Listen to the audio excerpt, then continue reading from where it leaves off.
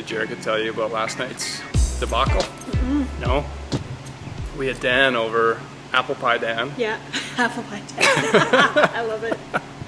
So we had Dan over to babysit, and that lasted all of 40 minutes because he went catatonic. Oh, no. Yeah, he went crazy.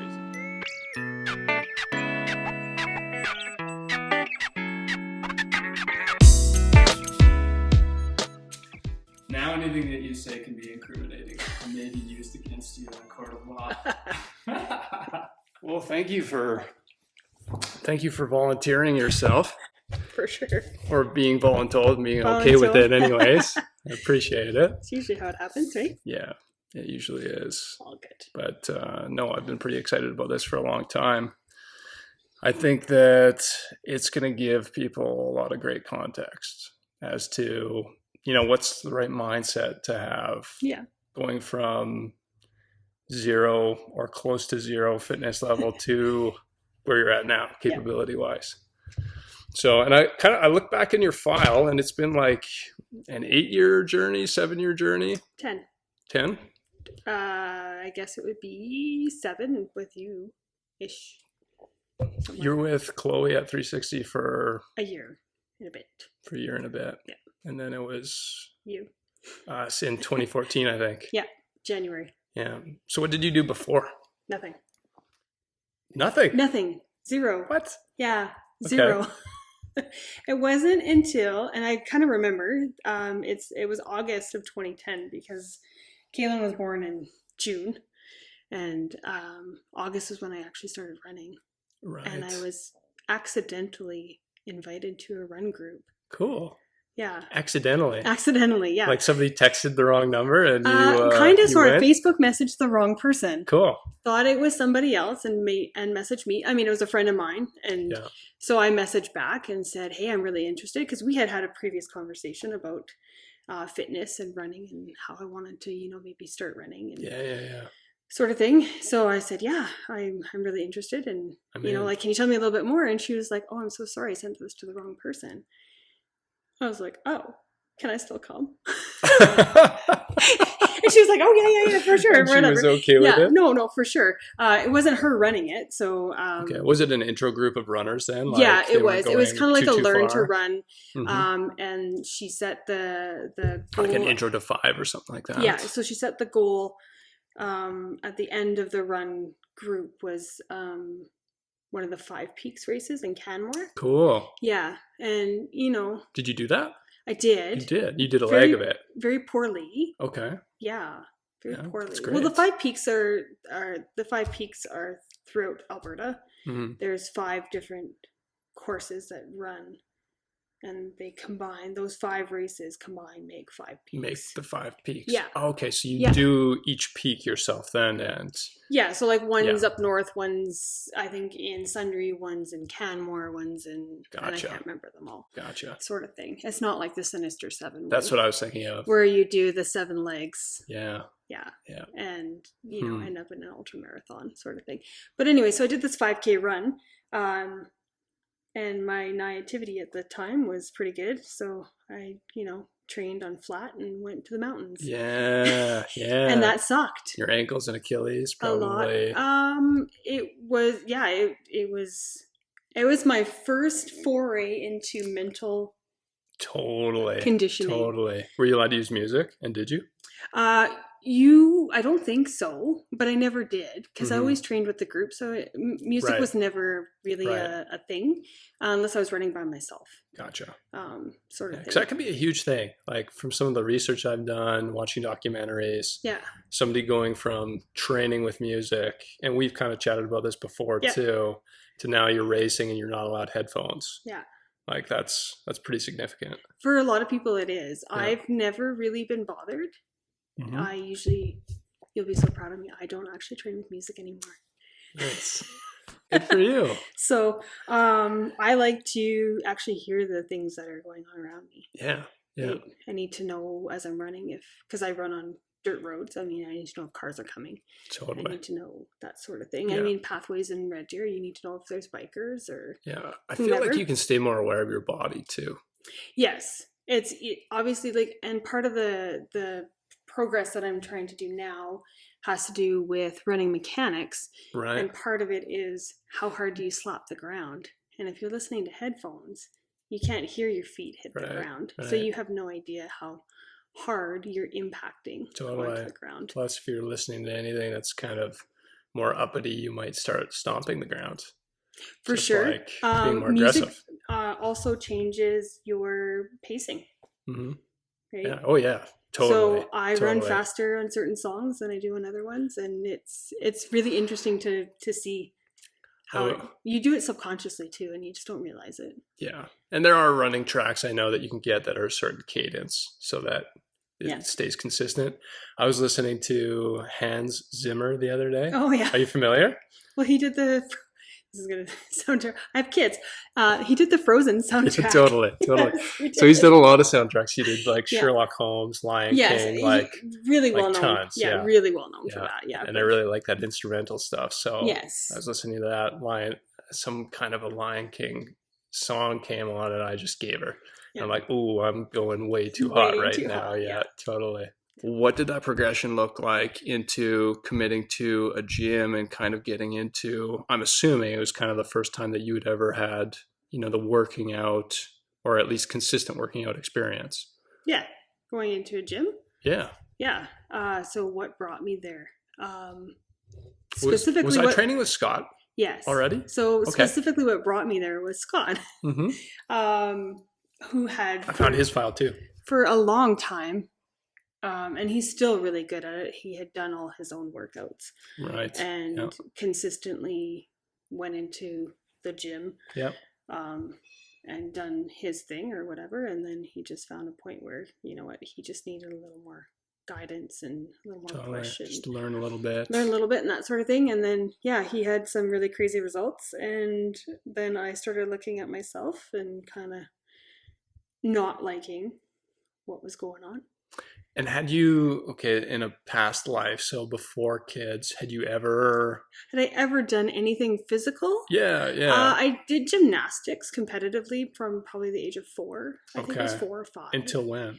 I was about 10. Okay. So you had 6 years of there's a whole story. The fundamentals in there. There's a whole story on that one too. But I took a year off and then went back to it. Okay. And then got frustrated and just outright quit. Right. Your first encounter of in hindsight, plateau reached, and really wish I lived with my mother at the time. Yeah. And she was just like, okay, then you'll be done. Whereas my dad would have been like, not a chance. He was one of those, you made a commitment, you see it through. Follow through. You need a really good excuse not to do Which is like who you are now. Yeah, totally. Sort of thing. But she just said, okay, it's done. Yeah. And before my dad could even discuss anything with me, she just went and said, Ridehl's done. Gotcha. That's it. That's all. Gotcha. Sort of thing. So he kind of had no opportunity. He didn't have the opportunity to influence you. Yeah, totally. It was just done. So from then on, it was like nothing, really, to be honest. It was a lot of nothing. Right. Yeah. Right. And I was blessed with really great metabolism up until I got away with it. Up until I had my second child. Yeah. Yeah. Totally. And then it went for shit.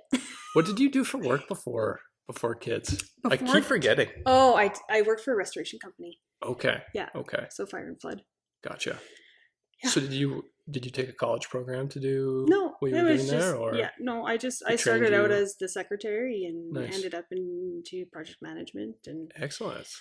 Which is okay. So project management, you seem to have kind of a natural, touch for that kind of stuff. Event management, project management. You do a lot of volunteering. Something I wanted to touch on. Yeah. Where does that come from? I don't know. Yeah. It's just something that I've always, not always done, just always felt it was important. Right. To give, to serve others, I guess. Yeah, but it's not even just like now it's very volunteer oriented, but even I'm sure even at your place of work before, like at the restoration, you just seem to give of yourself to whatever you're engaged in. Like it's 100% or nothing. Yeah. You would agree with that? I would. Yeah. And where does that come from? I don't know. Yeah, it's hard. It's hard. It's hard to pinpoint and say, oh, I got it from my father, or yeah. it's just something that's always been there. It has, to a degree. It's always been a part of me. Yeah. I was extremely academic growing up. I mean, my dad, I wouldn't say harped on, but very focused on education. Right. So, academics were huge. So I just always... So that's where you learned to grind it out at times and overcome. Yeah. Oh, that's good. Yeah. Yeah. You definitely have, that definitive purpose when you decide to do something, which I really appreciate. I'm also a huge procrastinator. Aren't we all? No, I really am. Happen? Like last minute, I'm like, yeah, let's do it. Let's get it done. And it's like, go 100 miles a minute. And then it's like, okay, back burner until the next. Yeah, totally. I have to get this done, sort of thing. It's a little bit of a vicious cycle, but you get it done. I do, yeah. And it's something that I'm working on. Yeah, me too. Yeah, forever.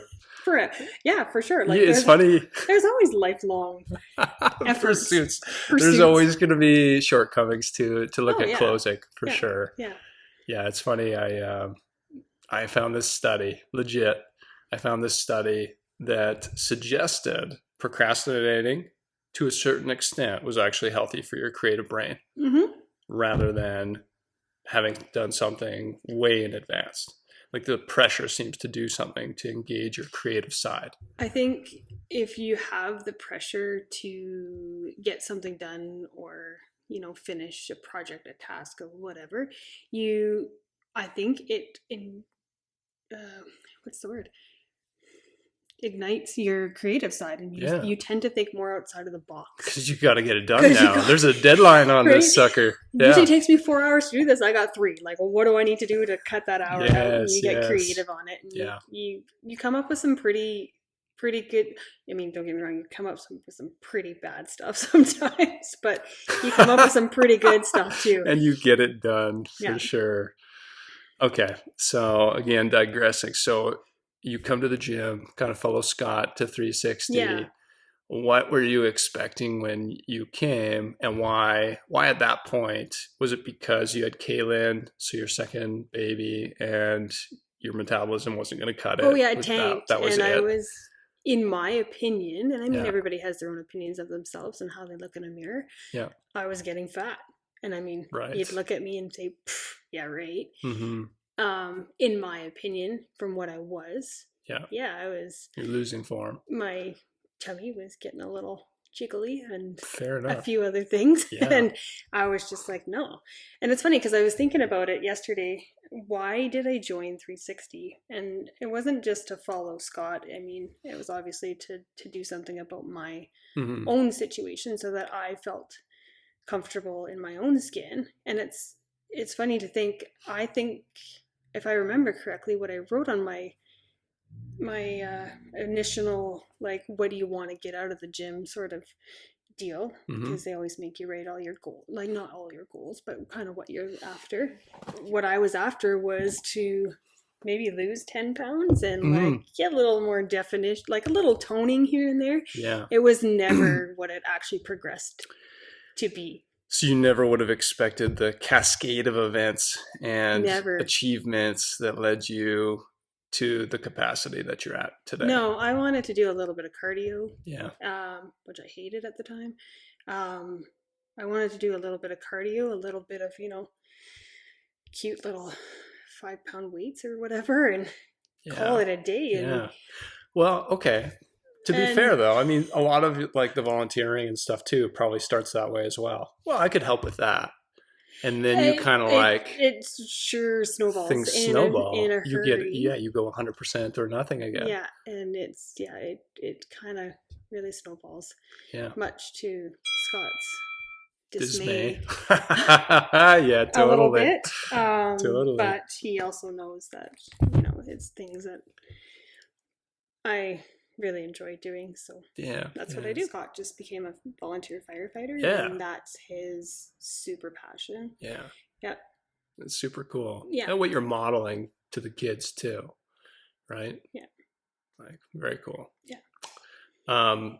how has his influence affected things? Like obviously he was at 360, we were training together. Yeah. He was getting some good results, learning a lot, and that kind of had a gravity to pull you in to get learning. Yeah. But how do you guys work together? How do you guys play off each other's strengths? I've actually always seen you as being very similar in strength sets. Okay. But so you, interesting. I would love you to enlighten me on the differences. Yeah, totally. We banter a lot. Yeah? A lot. Yeah. What does that mean? We like to go back and forth and just like not it's just banter. Like it's playful conversation. It's not like a lot of sarcasm, and we're not, actually cutting anybody down. We're just totally, we're both stubborn. Maybe that's what stands out to me. Yeah, we're both stubborn. I call it driven. You call it stubborn. We're both stubborn, and sometimes it's butting heads, and a lot of times we're stubborn about different things. Right. And it actually helps that, like I'm not so stubborn about this, and I can give up on it, and Scott's not so stubborn about that, so he can give up on that. Yeah. Sort of thing. So there's a lot of give and take. There's a lot of middle ground, I think. But Scott also has a lot of drive. Yeah. In a lot of areas. So it's just, we're both very driven, stubborn people. And so in relation to, I guess, fitness wise, because now you've gotten into a lot of running and racing. Yeah.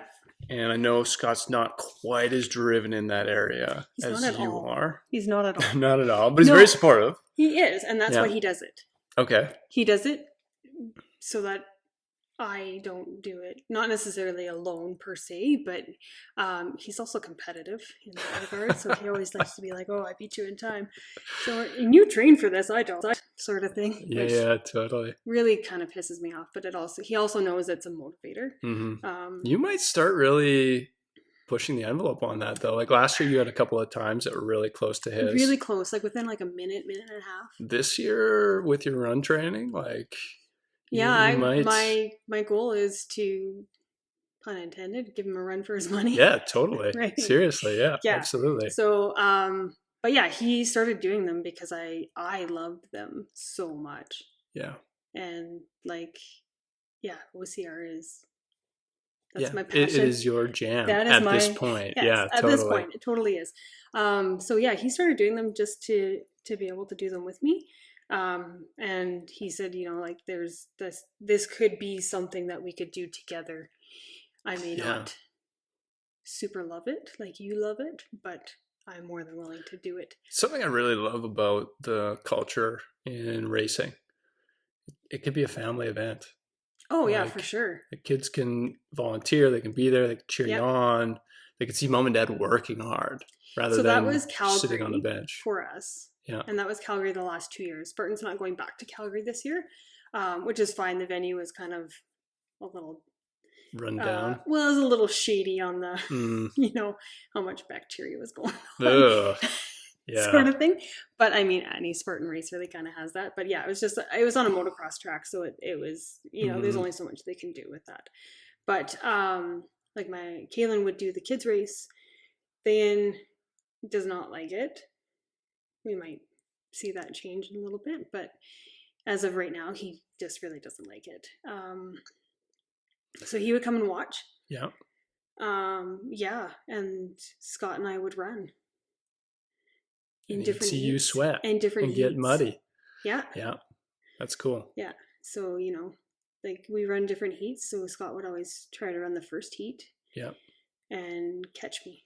Yeah, we used to play a little bit of catch me if you can. Yeah, that's good. Well, I doubt that that's going to be the case for too much longer, if at all.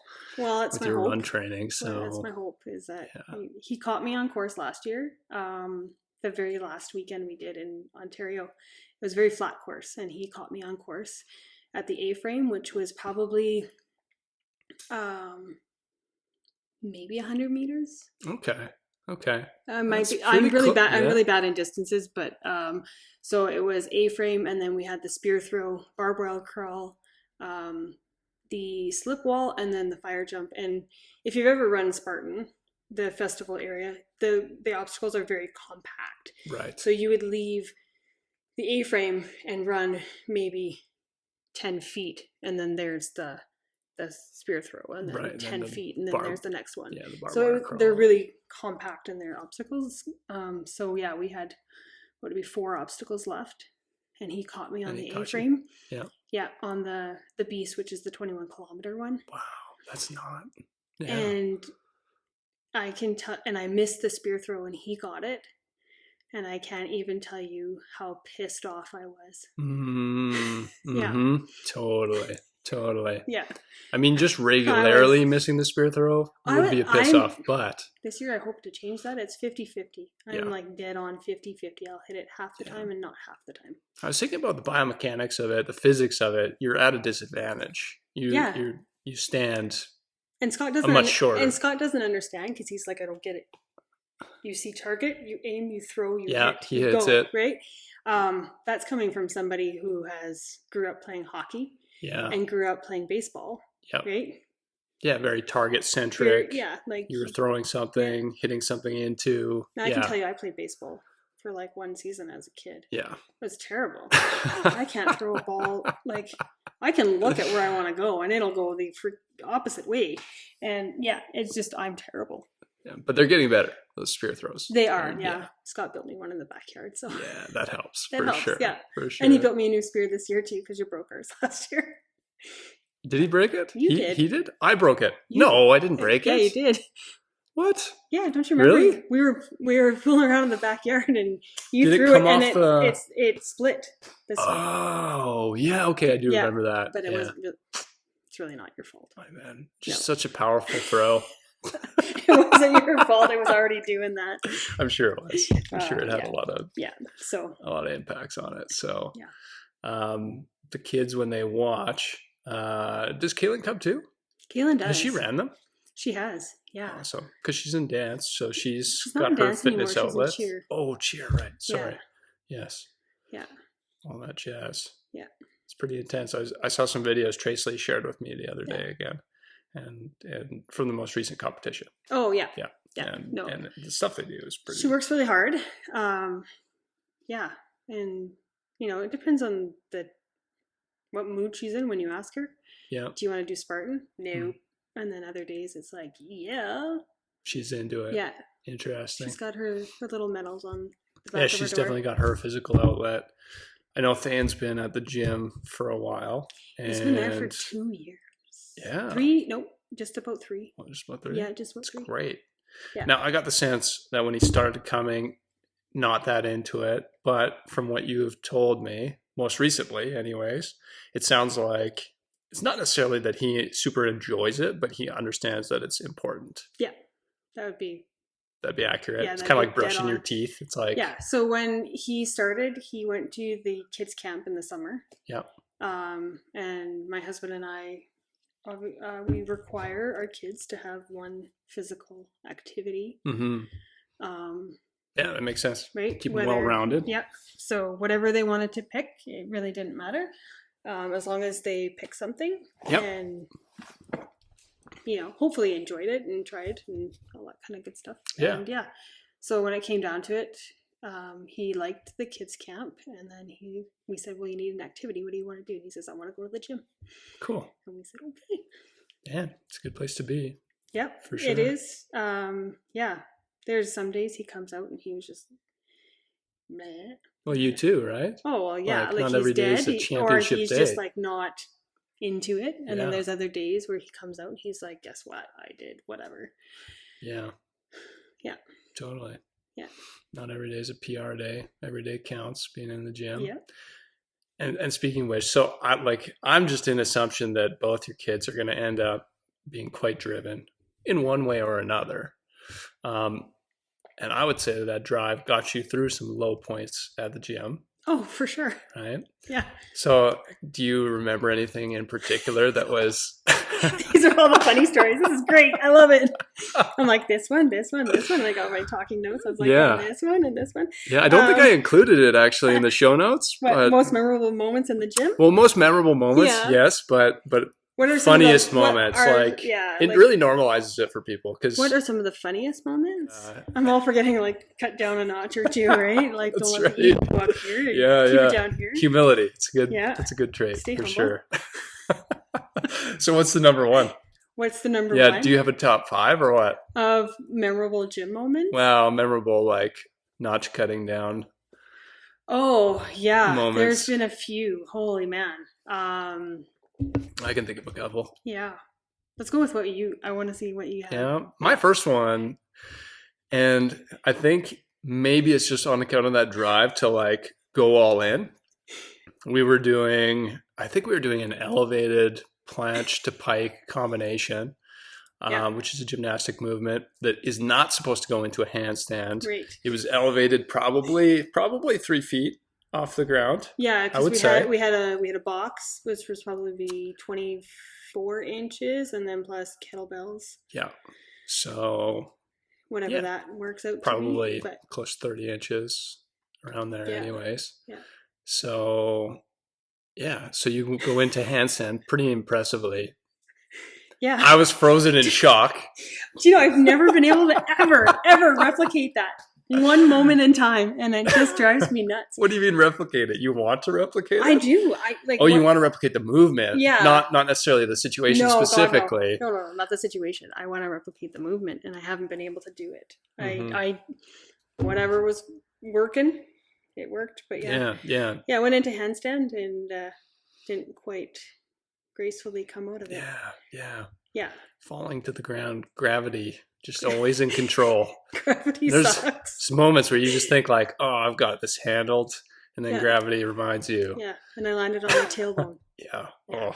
And I bruised it. And ended up having to sit on a donut while I drove for the next month and a half. Mm-hmm. It's great. Oh, yeah. That was super fun. Super humbling. The other one that really kind of stands out always as super funny, and it was not at the time, is when you made me do GHD back extensions. Yeah, I was actually reminiscing about that coming into this talk because it was superset. It was one of my favorite moments as a trainer ever. And what was the superset? Because it was GHD back extensions, and then I'd have to go over to the cage and deadlift. Was it deadlift? Yeah, there was deadlifts. Yeah, and I think there was a third one, but was it just the two? It was a superset. It was a superset. Yeah. Okay. Yeah. I was telling somebody else about that yesterday. Somebody that doesn't know you, but nonetheless, was telling them about it because. You weren't on the ground. You weren't hurt, but you're right. No, it was, but it hurt. It was painful. It was super.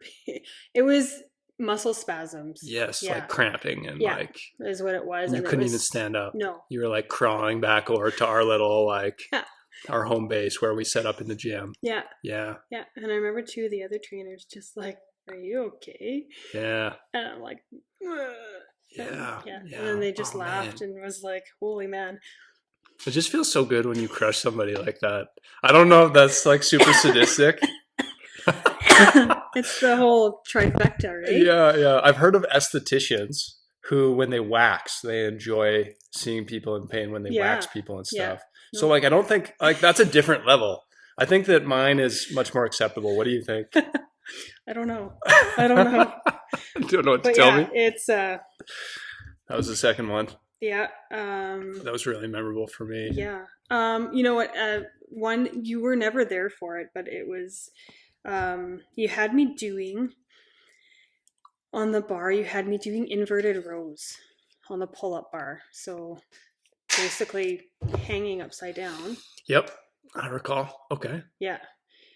You left me to finish my set, and I was doing my inverted rows, and I don't even remember who it was. Somebody came in for a tour of the gym, and they came upstairs, and they were talking away. This is the space, blah blah blah blah blah. And then the person, whoever was touring, looked at me doing my inverted rows and was like, "Do I have to do that?" Oh. And their eyes were just like, holy man. Yeah. And whoever the trainer was that was showing them around was like, oh no, she's a special case. Don't worry about her. That's hilarious. I was like, yeah, I think I'm special. Yeah, totally. I'd like to think I am anyway. I don't know. There's also there's other ones. I mean, I've fallen off the pegboard flat on my back. Yeah. I've tripped going up the stairs. That was a really fun one. Yeah. I don't remember that. With a heavy bag or?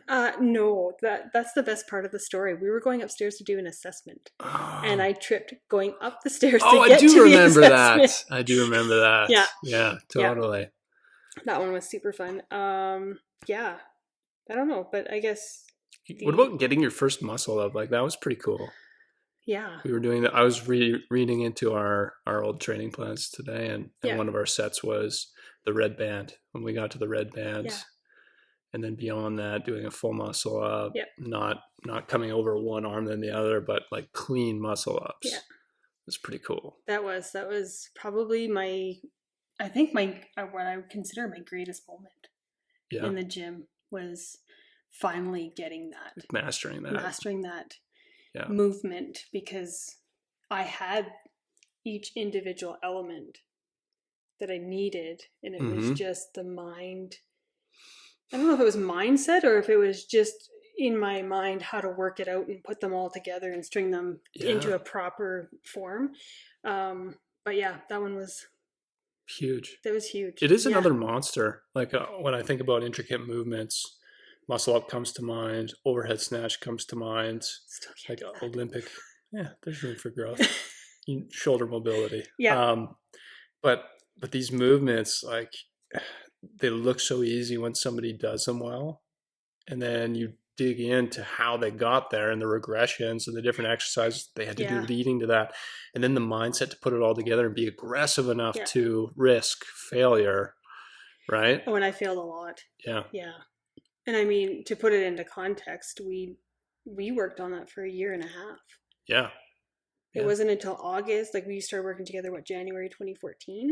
Yeah, that's right. And it was August of 2015, I think, that you actually had one. I actually got one. Yeah. And then they came fast and furious after that. Totally. I remember the floodgates open. Yeah. And that's one of the things, like, it's so difficult for somebody that hasn't experienced that long-term compound effect. It's difficult for them to understand that if they just stick to it, and a lot of gymnastic coaches call it grease the groove. They just do the movement lots, do the regressions a lot. Yeah.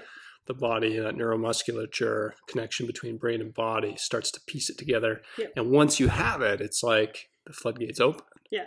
And it's like you can't even think that you were never able to get it. Yeah. Yeah. You're like, wow, like I would never have thought. Yeah. Like Fahim, so next door neighbor, essentially. Yeah. The other day he came in. He'd never done a handstand push-up before. Yeah. I've had him kick up to a headstand, kick up to handstand, but never like the push. Yeah. And he just got aggressive about it, committed himself to it, and crushed it. Get mad. Yeah. Get mad. Get aggressive. Yeah. Totally. Yeah.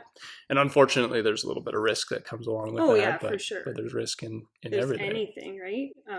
Yeah. Yeah. So seeing as where you've gotten to in that kind of 10-year journey, what attributes, what mindset do you think has been the most important to keep you going through some of the low spots, to keep you motivated, you know? It varies a lot. Sometimes it's focus on the bigger picture, because you're doing this same thing for a long time. Like there's only so many variations of something. The muscle right? up. I mean, we did weighted negatives for oh my god, 8 months. I don't even remember. It was every single workout, every single day that I was there. We were doing weighted negatives. Yeah, no, man.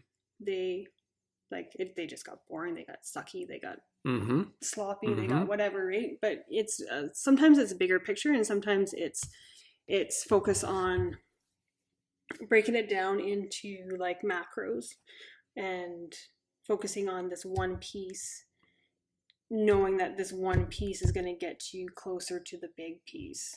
Right. So kind of keeping the vision Yeah. Like the total vision. The total vision, but focusing on that one specific target. Right. Knowing that once you get to that target, it'll open up and you'll see the bigger picture a little bit better. Totally. That's an interesting dichotomy, actually. It's like, this is the vision. Keep it in mind to motivate you.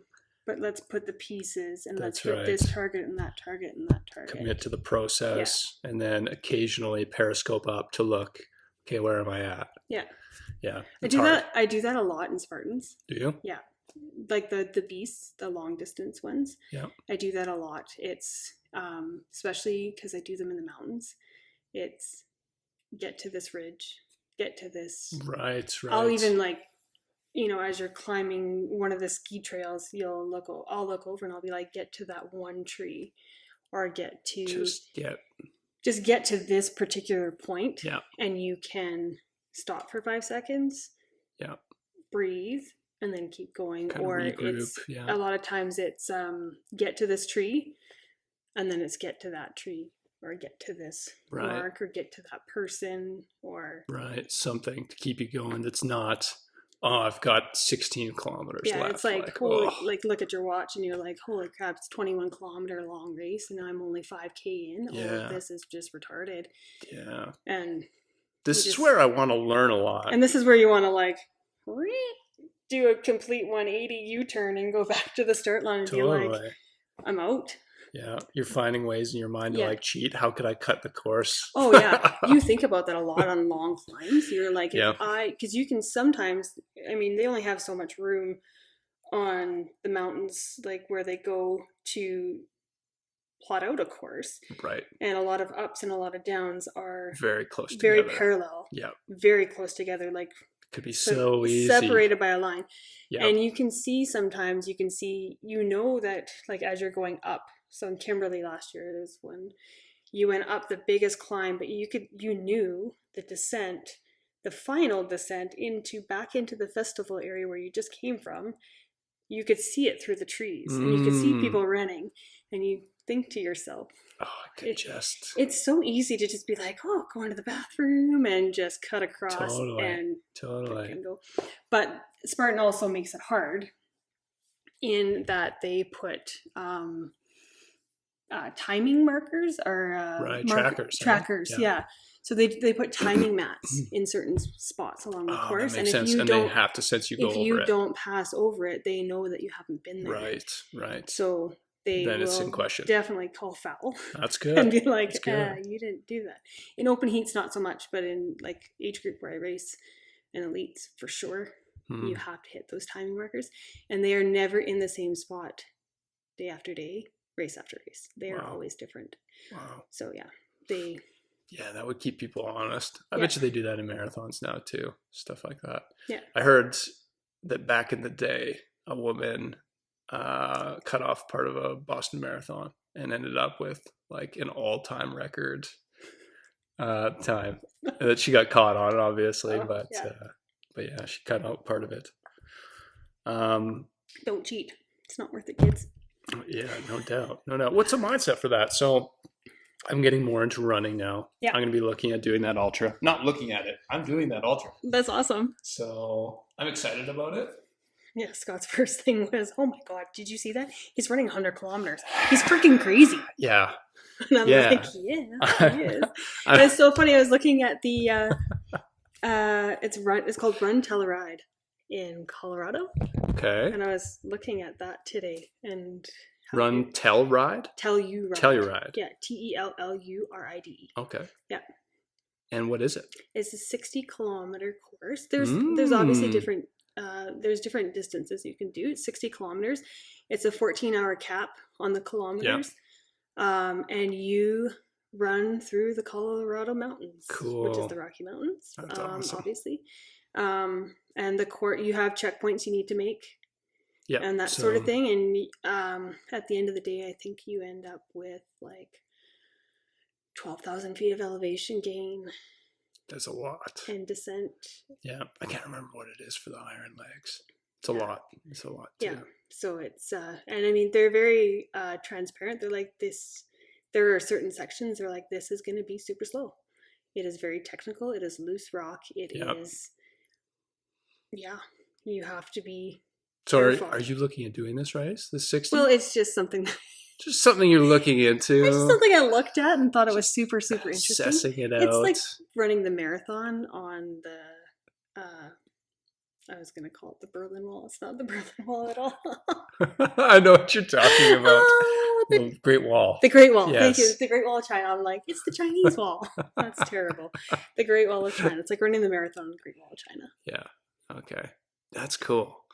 We'll keep you posted on that. I want to know. I think that one I might, depending on how this year goes, I might look at it for next year. What's the date?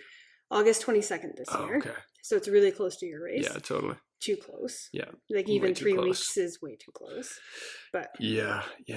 And you know what? Here's the thing, and maybe you could enlighten me a little bit, and this might be good for anybody that decides to listen to this. So a couple things. Mentality. Yeah. Okay. I want to know more about mentality, and then I want to know more about how to train up to a certain distance, especially those long distances, because there's no one congruent thought on how to do that. Everyone has a different methodology. Everybody has a different methodology for sure. And it's really, it's experimentation and what works for you and how you get through stuff. Right. Mentality, I like to break things down. Like you were talking about, I can't almost see the whole, I can't think about the whole distance. Yeah.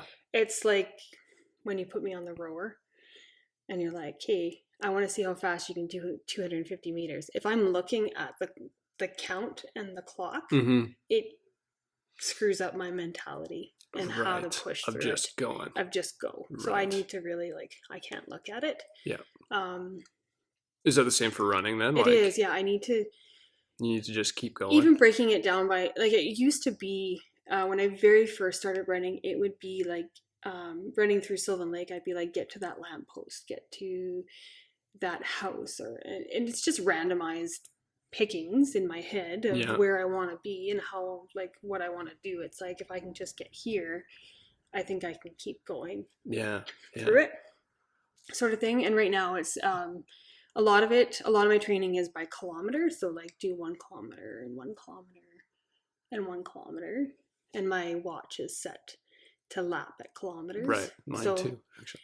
As soon as I hear that, it's like, oh, okay, I know. I'm 6 kilometers out of 12, and I'm like, all right, halfway. And I'm cool. I'm a math person, so I like percentages. So I like to know I'm 50% done. I'm 60%. I'm 70%. I like to know that.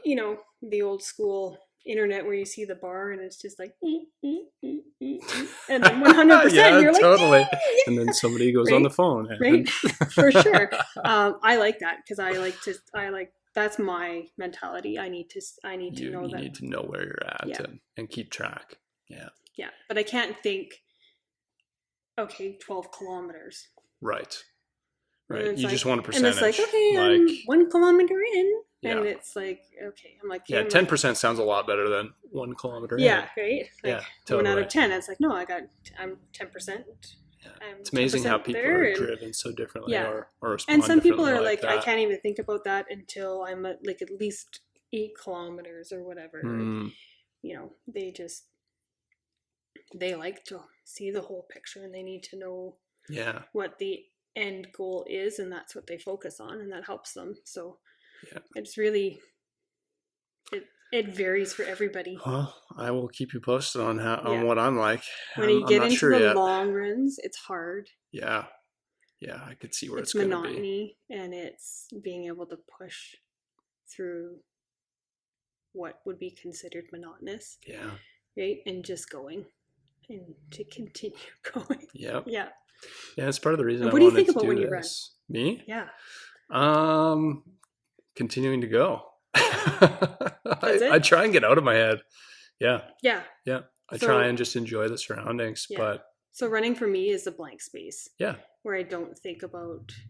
It used to be work, but I don't work anymore. But I don't think about what I need to do at home or what the kids need to do, or you kind of get in the errands zone. I have to go through, or my to-do list, or what do I need to do for tomorrow, or what do I have on the go this week, or whatever it is. And that sort of thing. It's my space to really be nothing. Yeah. A lot of nothing. And I really like it. It's like, I think about now, it's like I think about heart rates and pacing and, am I going too fast? Am I going too slow?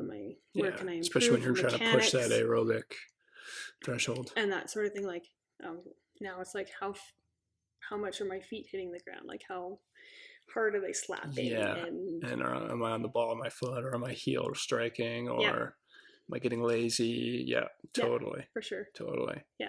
Yeah, those things come up for me too, I suppose. But I would agree with you. It's kind of a nothing place. And then when I have ran longer distances, so like I did the half marathon a while ago, and I've done 30K before, it kind of just becomes trying to separate myself from the pain that I'm going through, if that makes sense. And some people find that focusing on it helps them deal with it. And it's not as unbearable. Interesting. Yeah, we're gonna have to talk more about this. It's a whole other subject. Actually, one thing I wanted to bring up that I didn't bring up yet was that you kind of inadvertently, so I went out on my own in health and fitness, doing fitness consulting now. I've been doing it for 1.5 years on my own. Mm-hmm. And although we worked together beforehand for a long time, you were the first person to really like cascade yourself through what I call the fitness investment blueprint and get to the point where you're really quite autonomous about health and fitness. So like we were working together 3 times a week, and I gave you homework. Yep. And then we had a brief period where we weren't working together. And then we started working together again, but it was more online. Then I pulled you back because the accountability wasn't there. Had you come in once a week. Then you got really accountable again, really driven. And we went just online, just helping you program. I started inviting you more into the process of programming too. Yep. And really, I got to a point where I was also kind of like, you're at this place where you want to go, I can't take you. And so it was such a cool thing for me, though, that you got to that place and that you're at that place. And that's not to say that we can't tandem in the future and work on some stuff, but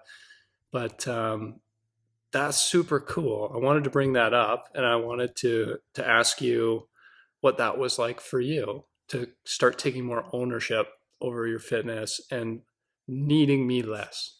And needing you less. Oh, I still need you always. Just as like a rebound, as honestly, you're probably my go-to if I'm like, hey, I'm thinking about this. I'm gonna probably bounce that idea off Mick and see what he thinks. In terms of, I appreciate that. I don't know. In terms of fitness, the right choice, well, no. In terms of fitness, I think you probably know me best at this point. So it's if it's a really crappy idea and you're like, you're really not there, I would really want to hear that. Yeah, I don't want you truth. to say, oh yeah, maybe you could probably do that, and then end up completely failing and hurting myself or injuring myself and having it be a disaster sort of thing. But to get out and do it on my own, that was not easy at all. Mm-hmm. No, that was a long time. Some people are naturally born into that. They just can do that, like Scott. Mm-hmm. I mean, he did it for years, and then he went to 360 to just get a little bit of guidance. And then he left after a year and a bit, and then was like, no, I'm going to go do it on my own. And he still does it 3 times, 4 times, actually like 5 times a week, to be honest. Awesome. Yeah.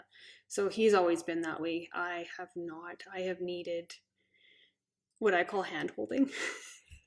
Which makes you a better analogy, to be honest, or a better story. Yeah, I've needed hand holding and just, like, this is the path you should be walking down. Let me walk with you. Totally. Right? And then, eventually it's like, let me let go of your hand and see how you do. Let's walk together, and then let's. And I'm still watching. I'm going to stop, and I'm going to see what you're going to do, and I'm going to catch up with you and tell you if you've deviated too far. But yeah, no, it's been a long journey to get there. But it's also something that is not necessarily for everyone. Yeah. Um, And not everyone needs to make that choice either. no, Like, they don't, right? Like some yeah. people are absolutely content and do way better if they have, Yeah. you know, a personal trainer or They have somebody looking after that element of yeah, their life. yeah, Totally. pretty much, yeah. And there's nothing wrong with that. No. By any means. It's just whatever you need. Mm-hmm. I needed to stop being bossed around. And boss yourself around. And boss myself around. That's right. With perspectives. Yeah, it's more of, you know, like I just needed to know that I could do it by myself and to know that I had the mentality to be able to push myself to do that. Yeah. Yeah. And that's a thing too. Like it is different. Just making sure you're giving of yourself the 100% that you know you would give to somebody being there, being your trainer. So if you're, in my perspective, if you're accountable to someone like a trainer, why not be accountable to yourself? Yeah. You are accountable to yourself. You got yourself to the gym. You got yourself into your gym clothes. You got yourself onto the gym floor. Yep. But that's, for some people, that's where they want to stop their thinking they just want to do whatever they're told, and that's great. But why not be accountable to my own health and fitness and to be able to say I can do this and make myself go and do it. Yeah. It's just another element of mastery. And again, not that you necessarily need to go that way, but the fact that you can, right, is great. Yeah. And I think it's kind of like running in a sense, like running a really long distance. Yes. Like it's the discipline, the awareness, the cadence and rhythm. It involves all that. In those distances, you have to be so comfortable with yourself. Yeah. And being with yourself. Yeah. That's an interesting. And that is something that a lot of people struggle with. Yeah. Like I need back noise. I hear that a lot. I just need my in-laws drive me crazy. Jarek and I were talking about this earlier today, actually. Like a TV and a radio need to be on, and like it needs to sound like. Oh, that's my dad. I have a story about that. We were living in Calgary. Sorry, I'm going to interrupt you. No, that's great. We were living in Calgary, and my dad is one of those people. He's very driven, and he's very smart, and all that kind of stuff. And I mean, he's done what he's done for a long time, and he's really good at it. But he's also one that doesn't like to be alone. But he always insisted that he had these huge houses. So this particular house was like a 4-level split, and it was like 4,500 square feet. Like it was a gigantic house. That's huge. And my dad's office was like a broom closet. Like honestly, it was the smallest room in the house, and it was like it fit a desk and a couple of chairs and the credenza, and that was it. Wow. Right? And that was it. That's all the furniture that could fit in there. It was quite the small bedroom. Yeah. But anyway, so I don't remember, we went out somewhere, me and my mom, and we come home, and my dad has every light, and I'm not even kidding, like every single light on in this 4,500 square foot house, including the mechanical room. Like the light was on in the mechanical room. Holy. Of all places. We had a TV on probably every level. He had every single TV on. With something, and then he had the radio blaring in the office. Oh my gosh! And it was like we walk in and we're like, "What are you doing? How many people are here right now?" And we're like, just me. We're like, "How many? Like, do you have people over? Like, what's going on?" He's like, "No, I'm just working in the office." Wow. Yeah, like he just does not like to be like alone. Yeah, which is kind of the runner's plight, I suppose. Yeah, it is alone with yourself. And you have to be. Yeah. You have to be okay with that. And you have to be mentally. Do you think you can learn to be okay with that? Yes, of course. Yeah. It's definitely something that I was not okay with at first. Yeah. I hated running by myself. Mm-hmm. I would look forward to running with the group every time. Right. Being able to have a conversation. Yeah. Kind of, sort of. When you weren't huffing and puffing too much? Yeah, totally. And that's why I ran with music for like the longest time, was so that I didn't feel too alone. Yeah. Yeah. Totally. No, that makes a lot of sense. I'm kind of naturally like that. Like I enjoy being alone. I recharge alone. So yeah. So then you'll do really well. Yeah, I guess so. You will. I guess so. I think you will. But that, I mean, it's interesting when you come from a place where maybe it's a little bit more natural to you. It's hard to teach. Yeah, right? It is. It's not. I don't know if you can teach it per se. Or to make recommendations for it. You know you what can I mean? do that. You can make the recommendations. You can tell people, you know, you can give them advice, right? And that sort of thing. But ultimately, it's up to them because it's their headspace. It's very true. Yeah. And having said that also, I find sometimes I'm too far removed from some other struggles in health and fitness as well. Like consistency in the gym for me, I have attributed being in the gym with being something I enjoy at this point, right? Which a lot of people find that unfathomable. I believe that it can be learned. Jerica is in a different place than me for sure. So I love learning from her about how she's been able to switch her mindset about eating as well. Yes. And fitness. She's kind of going through the struggle of fitness right now, trying to attribute like joyfulness with with the daily habit of doing something for yourself. So what advice would you give for that, for somebody learning to enjoy it? And then nutrition we haven't really touched on either, but let's talk about that a little bit as well. So advice, like if you're starting out, honestly my biggest piece is patience. Is honestly be patient, give yourself a lot of grace.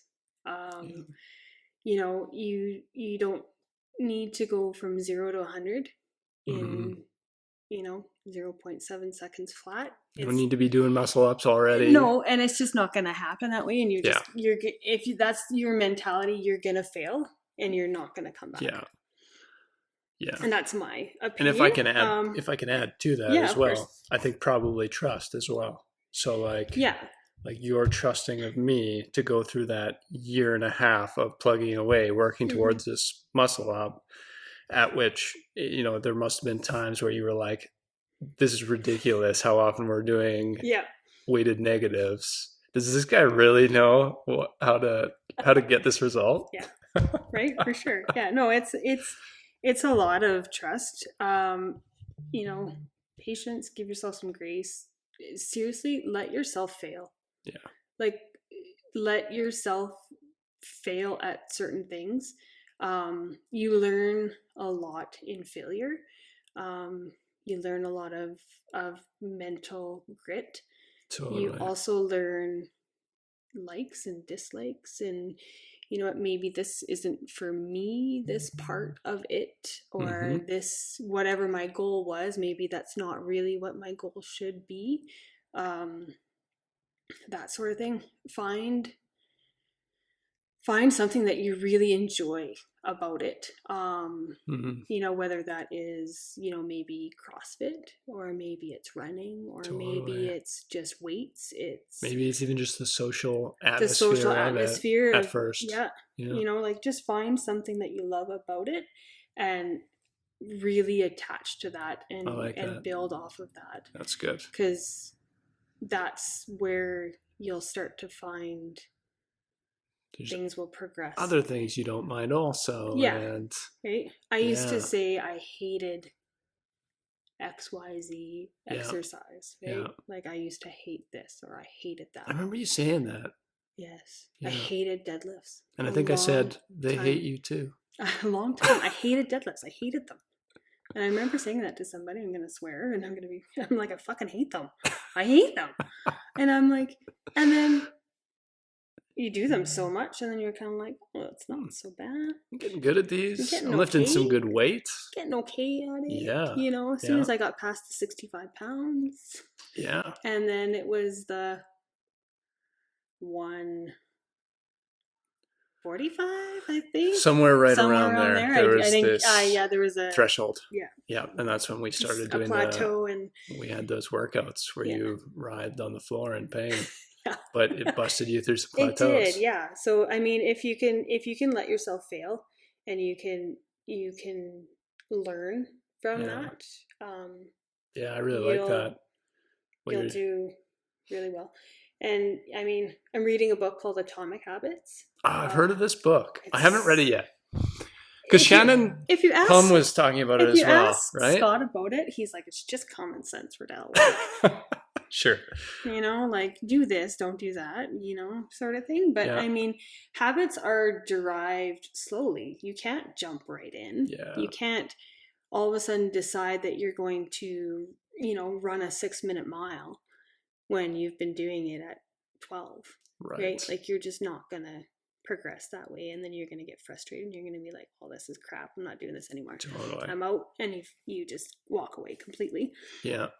So it's about developing them slowly.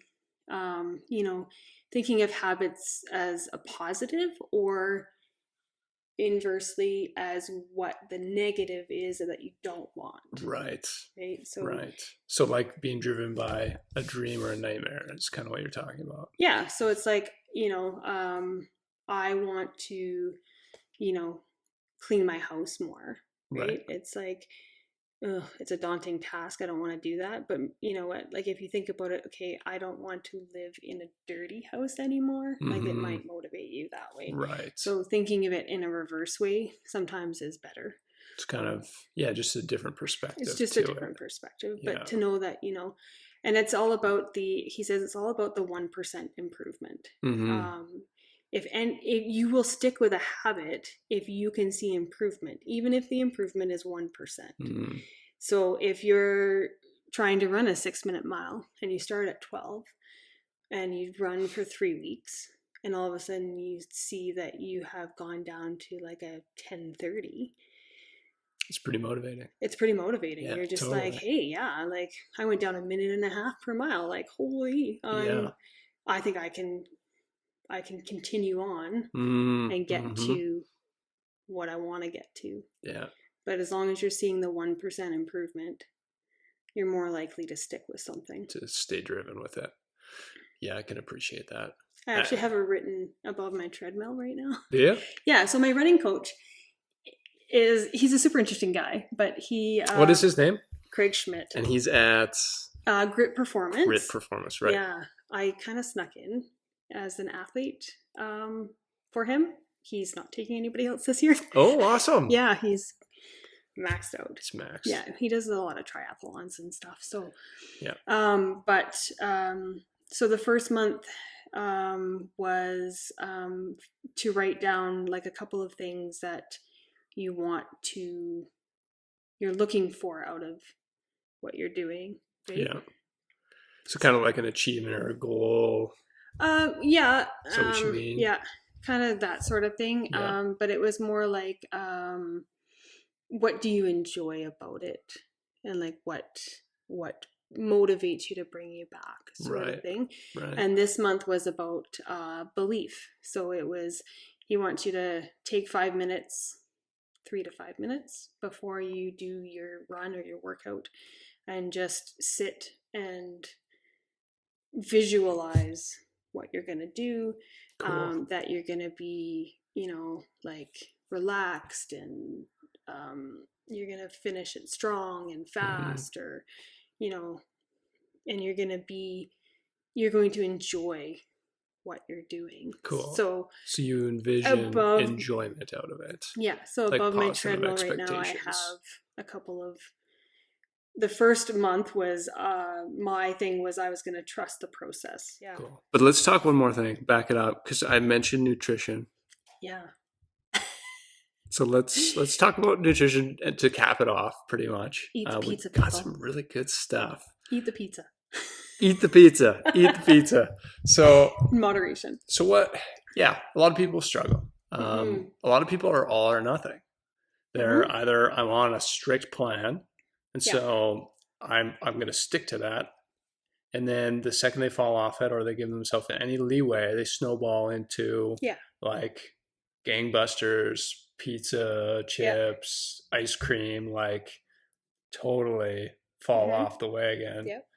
So have you ever been in that place and falling off the wagon? Well, just like, or super strict with that dichotomy where you had to be one or the other. And if so, or if not, regardless, what's your mentality been like? How has it shifted over the last few years?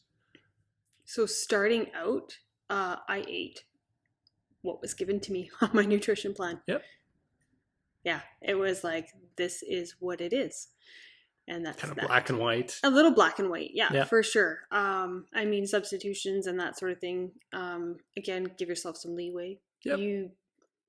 If you're 40 pounds overweight, you didn't get there overnight, right? And if that's your goal, is to shed those pounds. I mean, your eating habits, like your fitness habits, didn't get there in one day. Totally. They got there over a good number of years. Is that 1%?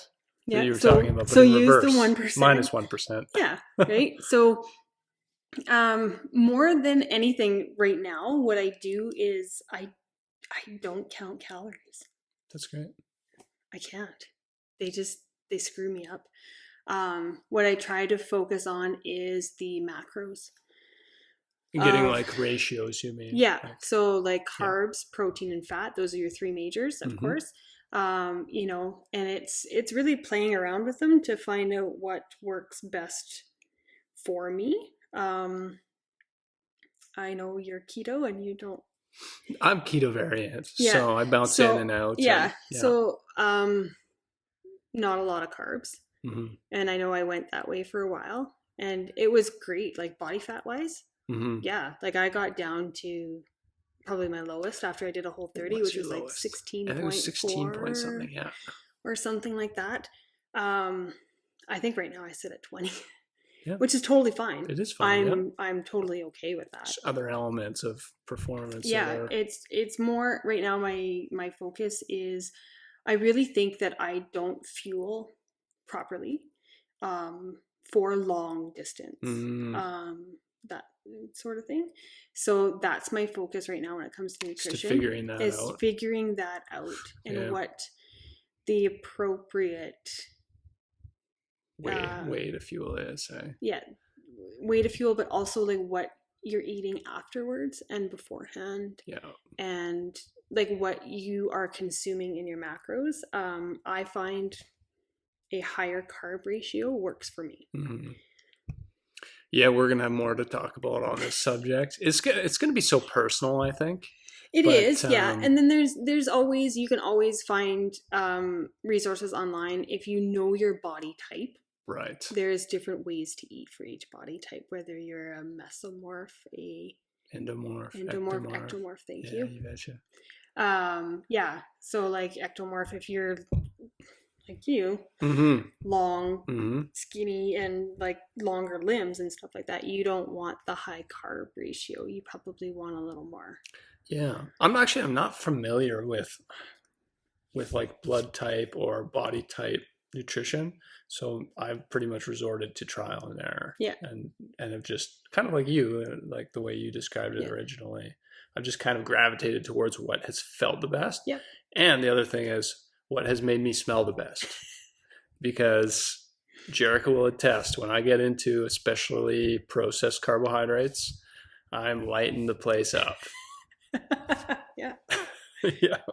No, there's definitely that element, of course, but yeah, it's interesting if you can kind of identify with one of the body types, and you can see what, you know, the ratio that is recommended and play off of that. And kind of try some different things. It's really whatever works for you. Yeah. You know, if you are a marathoner and a long distance runner, you're going to want your fat stores and you're going to want to eat more fat.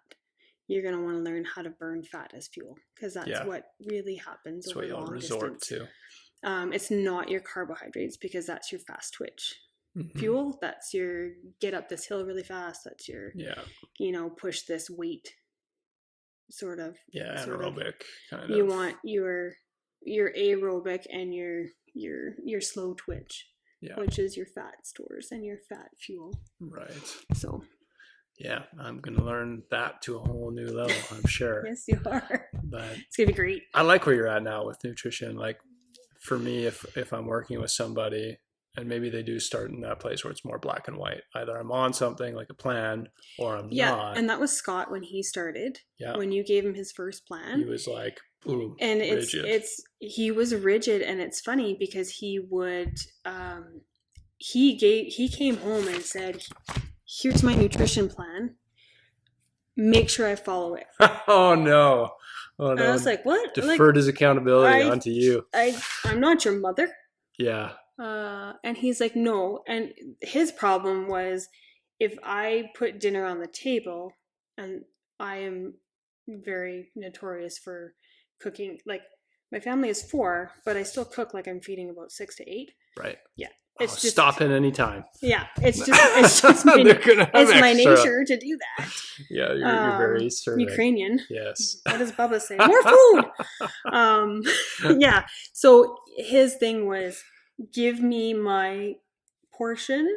Right, and don't give me more than that. And don't give me more than that. Gotcha. And obviously you are the cook too, and we found that out. Well, I already knew that, but you clarified the other day. Cook. Don't get me wrong. Scott can cook. He's learned from you a little bit. Well, yeah, he can cook, and he's really good at it. Yeah, he really is. I believe that. He just, you just gravitate towards your strengths in a relationship. Yeah. So you would cook naturally. Yeah. But no. So now he's more in a relaxed place like you, where it's kind of like he's paying attention, but he's not necessarily like, or where's he at? Where's Scott? Where's he at? Scott is at the point where, he's kind of like, I'm just gonna eat this. Scott, you're getting an invitation on the show. We're going to talk about this, buddy. Not that he's not conscious about what he eats. He is, right? But he also doesn't feel guilty about, eating the pizza or eating this. Or should he? Like, he's a healthy dude. Yeah, he is. So, he's strong. He's, like I said, he's in the gym 5 times a week. He's playing hockey. He plays hockey when he can. He spent 6 hours this morning fighting a fire, which is no easy feat. No way. Yeah. Wow. Yeah. So in Sunnybrook then? No, not in Springbrook. Or in Springbrook? It was the trailer park just outside of Burnt Lake Trail, industrial, up on the north Oh, you know end, what? I am familiar. Highway 11. Yeah. Yeah. There's one that was fully engulfed when they got there. Way. That's crazy. Yeah. Sad story. But no doubt. Well, I think that's good though. But like when you're fighting fire for 6 hours, I mean you're burning lots of a calories, lot of energy, right? Like he went through 5 tanks of oxygen in 6 hours. That's insane. Yeah. And that kind of tells you too just how high that consumption is. Yeah. But you know what? I really think that's good, and that's where I'd like to see people get to. Like I want to see them. Maybe we start very structured, but eventually I want somebody to be able to not have to measure everything and be able to make choices strategically. Like I know there's cheesecake coming. I want that. Yep. So maybe I'm not going to have fun with whatever dinner this is. For sure. And I mean, at first, structure is great. Yeah. And counting calories is great. It's an awareness, right? I did it for a long time, right? Yeah. And it was great. It worked for what you want to do, but like you said, you want to get to a place where you don't have to count not your life. The calories. You don't have to worry about this, that, and the other thing. You naturally make better choices. You're in the grocery store and you don't buy the boxed pizza, right? You go and you buy the naan bread, and your mentality is more one of nourishing the body and enjoying nourishing the body versus enjoying random rich foods. Yeah. Totally. Yeah. So, I appreciate that mentality. Well, we're going to cap it there. Thank you so much for being an experiment. Thank you. Thank you we could. And actually that's the problem, because I don't even know if we're going to be able to get a run in. It's past 2:00 already. It's only 5K. We're good. Okay. Yeah. We're good. We're going to do it. We're going to go for a quick 5K here. Oh, Yeah. Do you see that? That's a super, no. What? Oh, nice. What were you doing? Hand grip changes. I got a little aggressive with both of them. Yeah. That's awesome. Was, it's commitment right there. It was one of the Yanceys, and it was the last, Show the camera a little closer, actually. Go right up. I want to see that blood blister. It's awesome. Yeah, there's the grip changes. It was,